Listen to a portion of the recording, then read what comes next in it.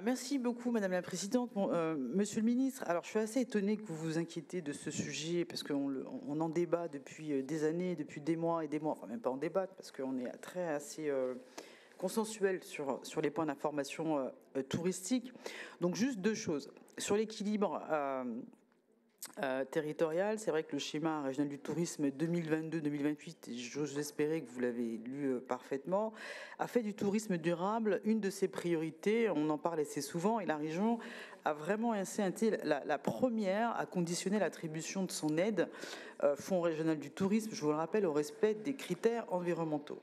Et cette orientation, elle est rappelée en préambule de la présente convention, bien sûr, et bien sûr pleinement aussi intégrée dans les missions des cartes, des centres d'accueil régionaux touristiques, et par ailleurs la promotion des sites touristiques hors zone dense et hypercentre est un enjeu qui est défini en tant qu'objectif.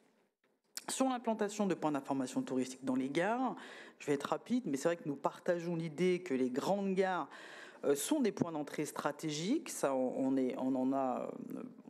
n'en doute pas une seconde, et pour le tourisme régional. Et la région a d'ailleurs déjà engagé des discussions avec la SNCF. Attendez, je remets mes lunettes parce que je vois plus rien en fait. Qu'est-ce qu'on vieillit, c'est dingue. Avec la SNCF.